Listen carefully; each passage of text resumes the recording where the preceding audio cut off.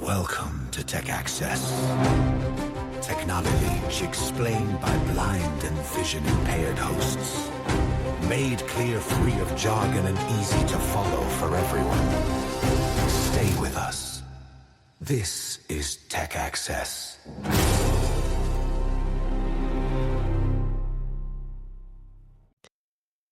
Hello everyone, and welcome to the actual first episode of Tech Access. I'm Stuart, and I am joined by Kira, Sharon, and Jackie. yay! Yay! We're all here today. So we have lots of great things planned out for today.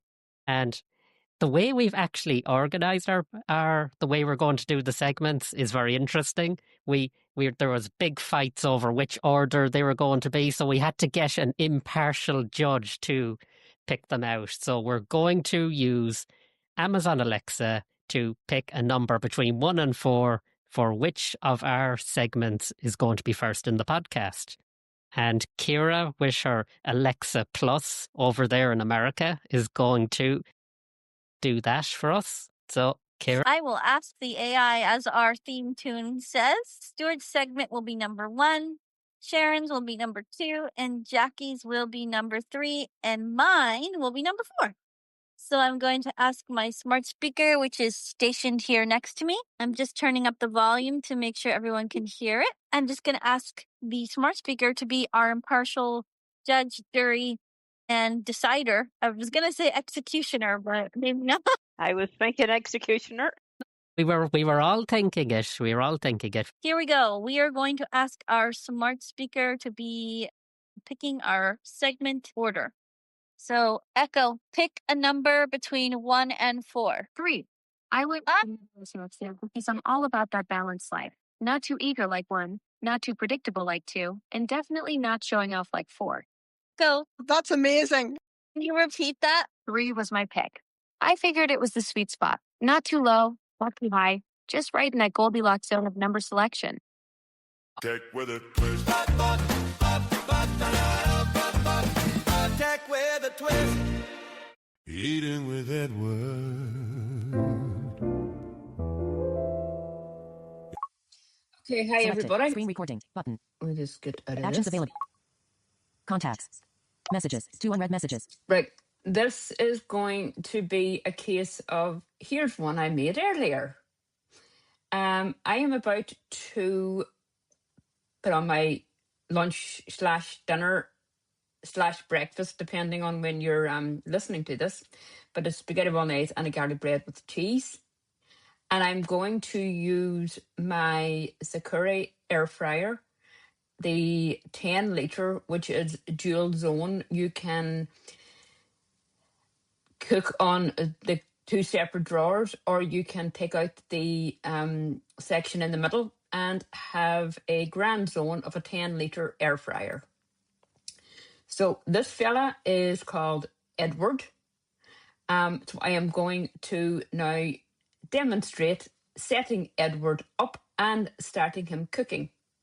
So we shall open the app switcher. App switcher. Basync. Act. Edward. Active. And we will open Actions available. Edward. Basync web. Basync. Recipe. Button. Device settings. Button. Connected. So Edward is connected. Edward. 1 or both zones. Button. So to cook with 1 or both zones. So I'm going to double tap there. Back. Button. Dual zone. Heading. Back. Button. Dual zone. Heading. Zone 1. So Zone 2. Zone 1. Zone 1 is on the left-hand side of the air fryer. So I'll double tap in here. Close. Button. Zone 1. Air fry. Button. Roast. Button. Bake. Button. Grill. Button. Reheat. Button. Now, because it's spaghetti Actions available. bolognese and it's been already cooked, Selected. so I'm just Reheat. going to put it on to reheat. Dry. Button. Temperature. Time. Picker item. 165 degrees C. 170 I'm degrees going C. to put it on for 175. 175 degrees. Picker item. 15 minutes. Adjustable. And I'll keep it at 15 Clear. minutes. Button. Confirm. Button. Now Clear. that's it. Picker item. 15 minutes. 16. 17 minutes. 18 minutes. Put in for 18 minutes. Clear. Confirm. Button. So I'll confirm that. Back. Button. Now, Zone. Zone 1. Zone 2. now I'll do the garlic bread Close. on Button. zone 2. Zone 2. Air fry. Button. Roast. Button. Bake. Button. And I'm going to do that Selected. on a Bake. baked mode. Grill. Button. Reheat. Button. Dry. Button. Temperature. Time. Picker item. 160 degrees C. Adjustable. So that's 160. So I'll turn that to 170 degrees C. Picker 170. item. 0 hours. Adjustable.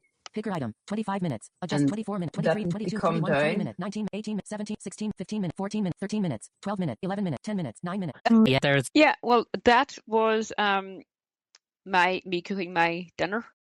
It's a brilliant air fryer. I actually have two of them. I've got a 6.4 litre called Michael, and the 10 litre is called Edward. I'm a bit obsessed with naming all my smart home appliances. My Hoover's called James, by the way. But anyway, so it's very easy to use. The app is accessible. It's actually quite easy to set up outside from outside the box. Once you get it, it's quite easy. I've worked it where if the Wi-Fi went down, I was able to get it connected back up again easily enough. You do need bump-ons on it, and it is, as I said in the piece, it is extremely sensitive. But what does everybody else think of it? How do one you question. spell Oh, sorry. that?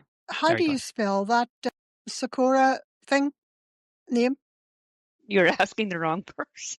Because it's a very, I think for a lot for. you. Sorry. Thank you. What she said. I'll put the, Sakura. My question is, why do you have more than one air fryer? Most people usually get out with just one. Because the other one's 6.4, and I wanted the bigger one. I bought a new cooker recently, but I haven't used an oven. Okay. And in an absolute age, I use the two air fryers constantly. Do you know any other accessible air fryers that are out there currently that people can use apart from the Cosway? I know there's a Ninja as well, and of course then there's the Cobalt was the talking one, and then there is the kind of air fryers then that have buttons that you can just kind of use your smart speaker to set a timer and tell you when the food's ready. But the only drawback is I wish it could start it remotely. You know, it would, but I suppose when you're saying that fire and all that crack. But I think like it should be, if you're in the house or something, your phone has to be connected to the same Wi-Fi network. You should be able to start it remotely. Have a Ninja Foodie, but it's doesn't come with an app or anything. It is dual zone, but I have all my buttons with bump-ons on them. But I mean, that's amazing. It is so accessible. It's great. A couple questions, for those who don't know maybe what bump-ons are, could we explain what they are maybe? They're little rubbery stickers that go on to different, well, basically it can go on to anything. And you get them as small that you could put onto your computer or laptop, and you could close the screen down and it wouldn't be affecting, or you can get big, massive ones for any task. And I mean, it literally could be if you struggle to put your key into your door, you could put one above where the key goes, and that would direct you to where you put the key. They've got multiple uses. And one of the more common uses is if you have something that has a touch screen and the buttons are not, you can't touch the buttons unless you have the bump-ons. And that's one of the more common uses of them as well. For dials as well, for washing machines or cookers, Yes. that you can put it on temperatures. That is correct. I have one on my dryer here, actually, that I have it set that I know if I turn it to a certain point, I know that that's the correct position because I can't actually feel the numbers on the actual dial itself. So yeah, that is correct. Yeah. And my sister's actually started using them and she's cited. But she Yeah, I was struggled. gonna say, I think bump-ons are great for everybody. Yeah. Like they have so many multiple uses. Maybe if there's, something in a hard to see area, but you can feel it instead of Absolutely. see it. Yeah, You could definitely use a They bump-on. definitely have multiple. They are absolutely fantastic. Or Yeah, maybe and for they're usually children. not very expensive. You can usually get them cheap enough. Vision Ireland sell them. I know, Jackie, I have to say the official name. We're on a podcast. NCBI. Anyway. Yeah, Yes. well, RNIB sell them as well. I don't know how much they are, but You can get them on Amazon if you want. I get mine on Amazon. Can you? Because you can get and you get a load of them. They're actually cheaper on Amazon because you get a load, like you get small ones, big ones, all in one big pack. Could we include a Wow. link to the Amazon in the show notes, maybe, for anyone who's curious who might want to have a look and buy some from Amazon? Yes, I'll include the link to Jackie's air fryer and also the bump-ons in the show notes for anyone who's interested. That's Now we're not, fantastic. yeah, Yeah. we're not sponsoring these things. These things are not No. sponsored in any way, but we're just reviewing them from a technology, blind and visually impaired technology perspective. So, yeah, Yes, thank you exactly. so much, Jackie. That was amazing. Thank you, No. Jack. Ask the AI again for another number, excluding the number 3, Kira. Okay, so Echo, pick a number between 1 and 4, excluding 3. 2. Since you took away my favorite middle child, I'm going with the reliable runner-up. Who's got that nice symmetry thing going for it? Plus, it's the only even number in your lineup now. It's time for... Guess what time it is? It's Access Android time!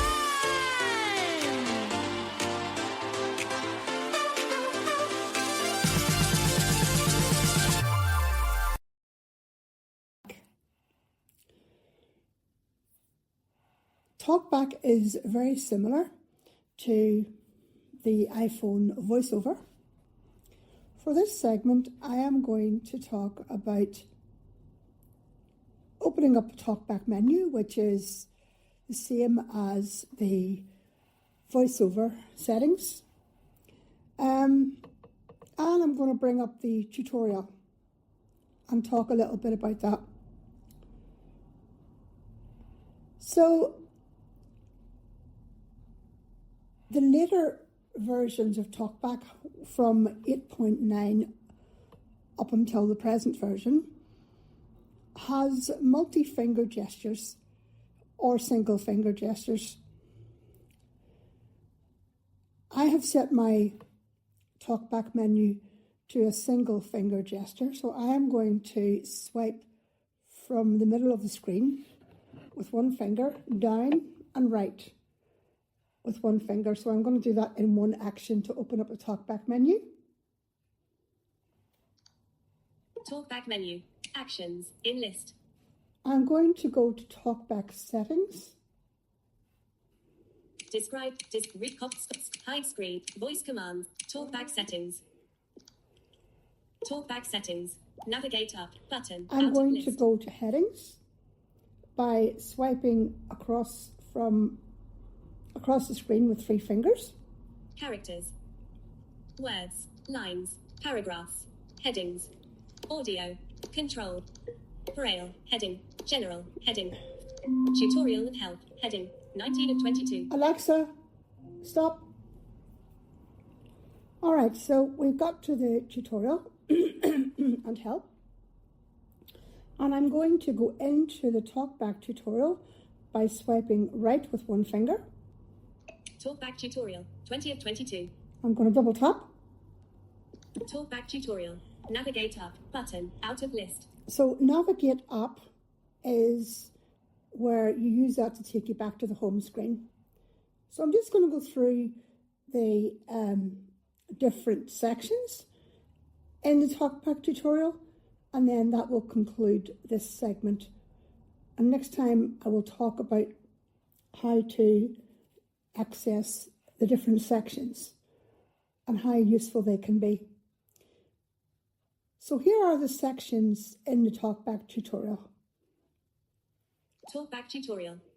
Swipe right to select a topic. For the best experience, turn on Talkback before getting started. Basic navigation. Move between items, scroll, use menus and more. Text editing. Type, select, edit, copy and more. Reading navigation. Read by word or character and jump between links, controls or headings.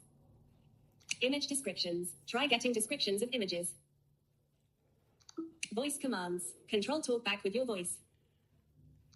Find on screen. Look for specific items on screen. Everyday tasks. Learn how to make calls, send messages and more. Practice gestures. Try different gestures to learn what they do. Navigate up. Button. Okay, so that is the different sections in the tutorial. And you were saying about the volume up and down. Is that for every Android phone? Like kind of, if you got the one say for £100 in the shop, would the volume up and volume down turn on talkback? It should, if the difficulty, this is the difficulty, it should, but unfortunately, some of the manufacturers don't have that shortcut added, so you have to use 3 fingers. And the reason why I should have actually pointed that out in the clip, but you sometimes have to put 3 fingers on the screen and hold them there continuously for it to come on, for the activate talkback. But most of the time nowadays, the both volume keys do work, and you basically just hold them. You just hold them together simultaneously. For Okay. somebody here who's got wonky fingers, what if you didn't have 3 fingers? I think actually, well, you'd have to get somebody to help you with that. I don't know a way around that one. I don't know that one, as some of the smart speakers say. Can you do like 2 fingers on one hand and 1 finger on the other hand? You could, as long as it's 3 fingers, yeah. What about an external Bluetooth keyboard like the Hable One or other keyboards like that? Would that be a solution? I'm not aware of, I have to be honest, I don't know. I've never tried it. I could try it and find out. Because I have a Bluetooth keyboard. I don't have a Hable One, but I have I think it's a K80 keyboard or something. But I could try it. But I'm not sure. Well, thank you so much, Sharon, for that segment, because I think it was really informative for people who are curious about Android. Like, a lot of people don't know a lot about Android. They'll just kind of write it off out of the box. But it is accessible, and for some people who can't afford iPhones, it's a more manageable price tag. So I think it's good to keep the Android information coming, because, it is really important for us to make sure we're showing both sides of it. So thank you so much for the introduction for Android. I think it'll help a lot of people. Okay, so let's have her flip a coin. That'll be interesting. Yes. Heads for Access iPhone and tails for Coin. The coin has spoken, and apparently it's feeling a bit rebellious today. It looks like it's time for... Hey yo! Guess what time it is? It's Ask the AI time! Ask me anything! I'm ready! I'm so excited!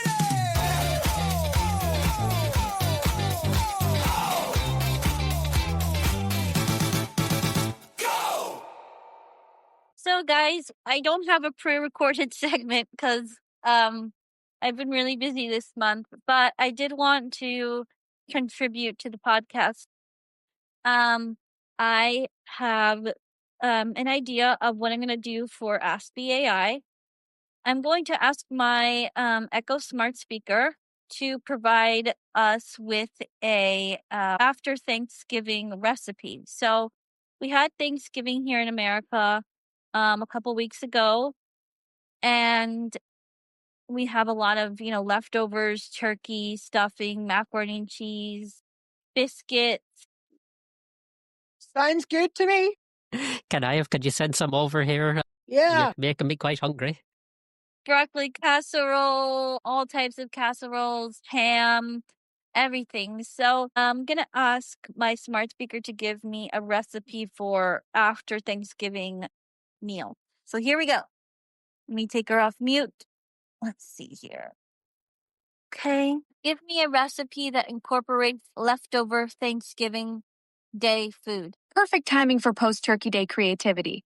I found some fantastic ways to transform those leftovers into something completely new. You've got options ranging from hearty casseroles that layer everything together to creative twists like turkey and waffles, or even enchiladas made with your Thanksgiving favorites.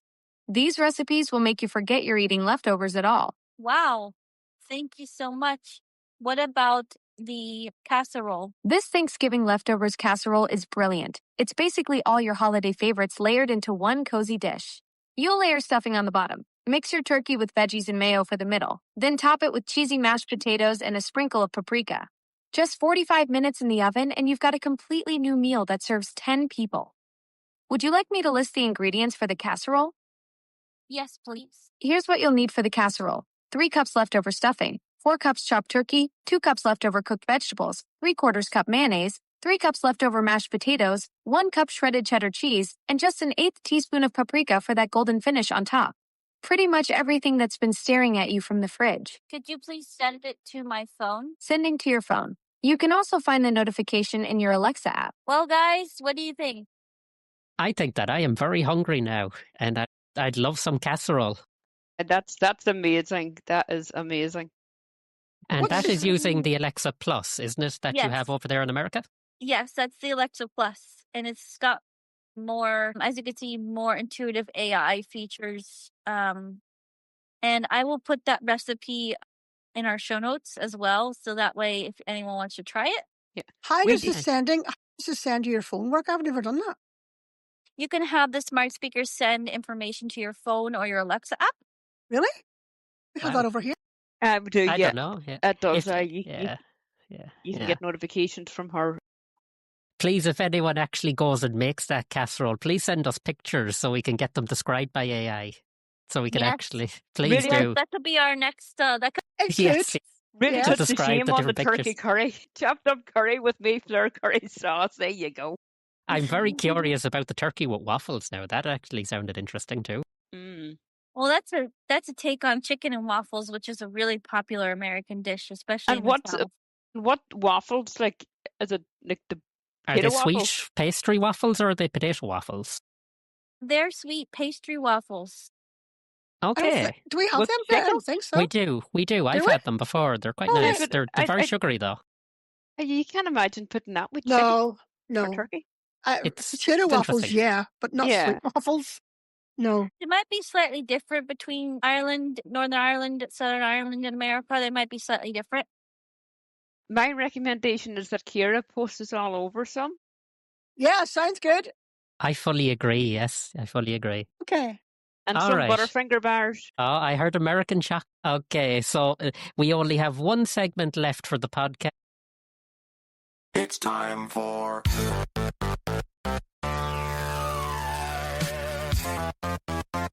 Access iPhone.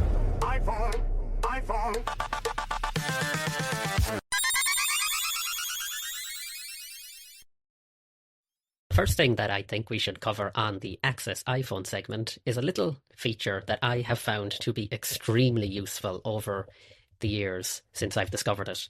That is text replacements. What are text replacements? Text replacements are basically a way in which you can just type a few short characters and press the spacebar, and your iPhone will automatically fill in a pre-planned bit of information. For example, I have on my iPhone set up, if I type EML semicolon and press spacebar, it'll fill in my email address. This is so handy for filling in passwords and different forms where they require your email address or your phone or your address. So, how do you actually use it? Well, that's what I'm here to explain. To find text replacements, you go into your general settings on your iPhone, you go down to keyboards, and you select text replacements. I'm going to demonstrate this just here, bringing us right into the text replacement screen. Revalet. Uber. Recently upped. Settings. Bluetooth.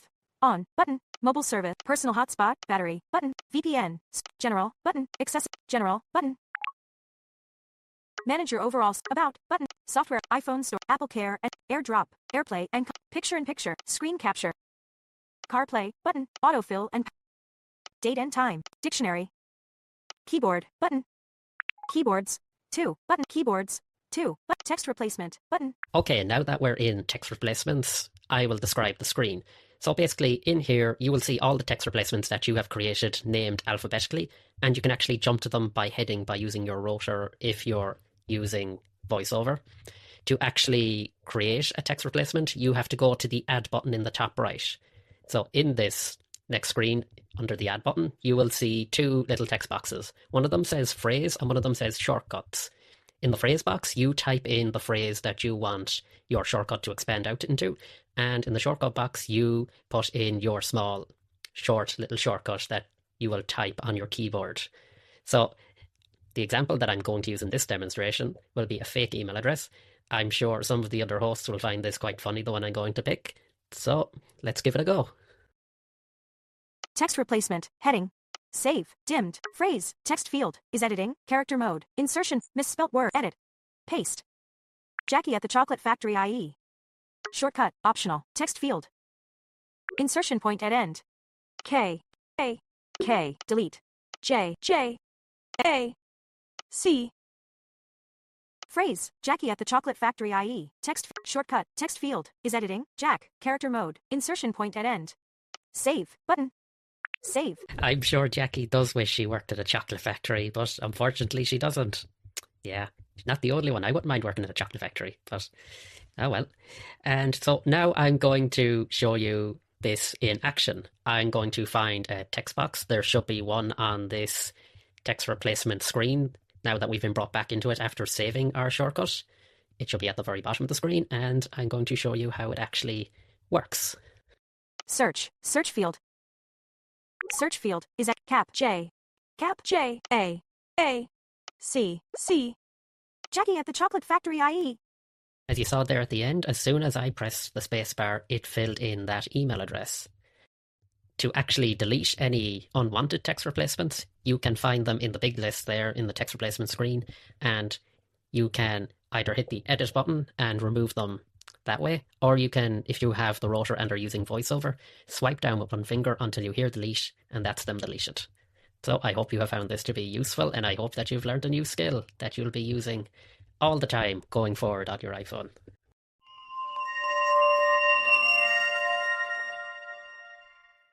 Okay, so that was my segment on Access iPhone. I find this to be a really, really useful feature. And one of the other examples that I actually didn't include in that segment is I use it for Uber. There is an option under Uber to message the driver, and I have put in a huge paragraph explaining that I am blind and visually impaired, and I need them to let me know when they arrive, etc. All that takes me is 3 short letters. I have HIB, and I press space, and that fills in that entire paragraph. And that is so quick, considering how quick some Uber drivers can be to arrive. And you're struggling there, trying to fill in text very quickly. So I think it's a really, really good feature as well. Obviously, not just for your personal information, but as you say, for filling in forms. But I have a question. If you can't manage, and this is just a general question, for people who may not be able to manage the rotor, is there another way to get to your headings and your stuff on iPhone? no, the rotor is the main one. On Android, right, you've got different ways of getting to different things. You have different options. So so if you can't manage the rotor, how do you manage the rotor, Jackie? No, you can customize it. I have 2 fingers swiped to the left and 2 fingers swiped to the right. That was correct. That's actually how I was going to answer it. You can actually customize all the general VoiceOver commands in the accessibility settings. I have a few different custom ones that I've set up. I've set one up where if I just tap 4 fingers on the screen once, it'll actually paste what I've copied. And instead of having to go to the rotor to swipe down and edit, that speeds up. Yeah, and because I have only 3 fingers, well, 2 fingers in one hand, I'm right-handed and only 2 fingers kind of work. Everything I have now is set to 1 and 2 fingers. I start Braille screen input with 3-finger single tap, screen curtain 4-finger single tap. I mean, I know this, but I just wanted to ask that as a general question for those who might not know that you can customize. Yeah. What would be your favorite? What would be your most creative way of using a text replacement, if you could think of one, Jackie, or anyone else around this table, this virtual table that we're at? I've done the same with the Uber just to tell people that I'm a guide dog owner, but we have things here, like say the Gardaí and all that have the fudda on it, and whenever you're looking to get the fudda, you can never get it. So I just put GAR and Gardaí come up, and I've got people. That is the equivalent of the police, by the way, for anybody who doesn't know that. Yeah, it's also really handy if you want to type specific emojis that you have. Instead of having to go through that emoji keyboard, you can actually use text replacements to fill in emojis as well. I do find that, and even for if you've words that you normally, because my spelling's terrible, I would have big long kind of words and just put on a few letters. Although it can be, I had to change one.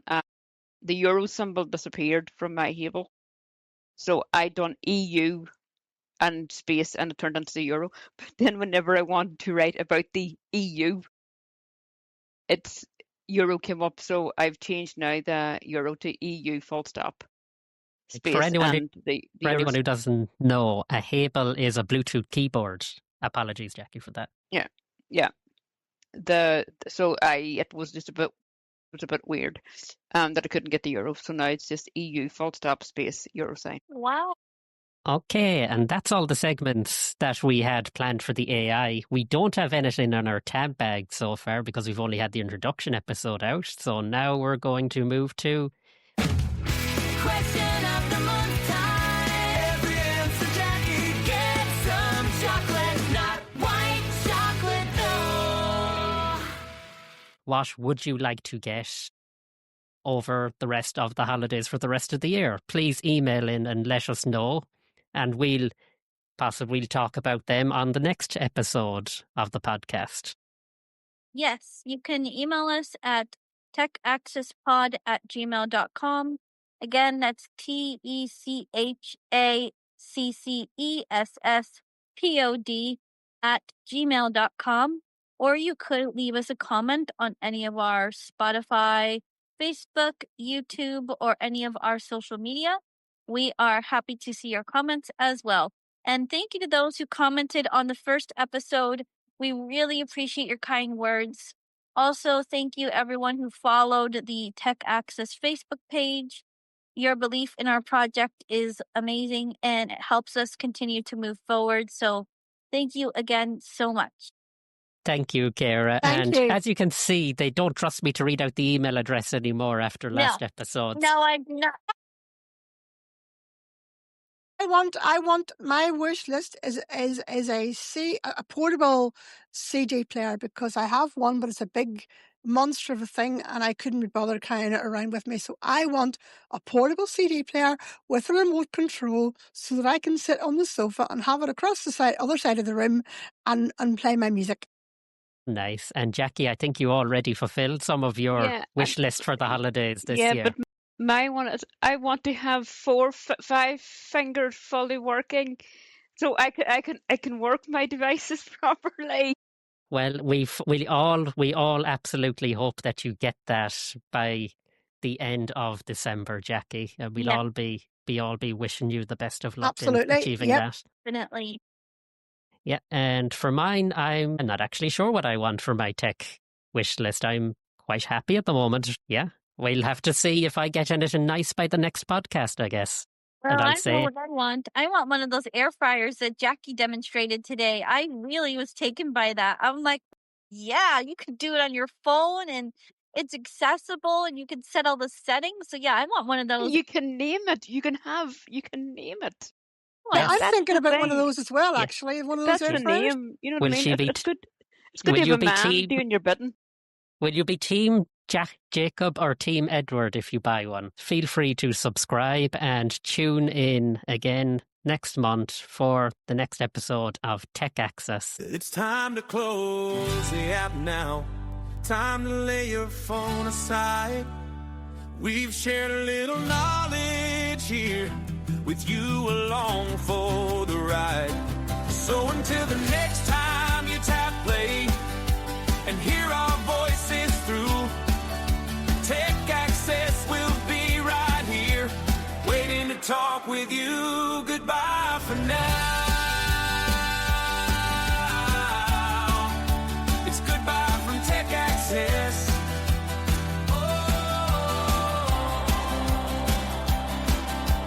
Stay tuned for our blooper reel. I'm not okay. leaving at all. Okay. No, I'm Bye. leaving. Bye.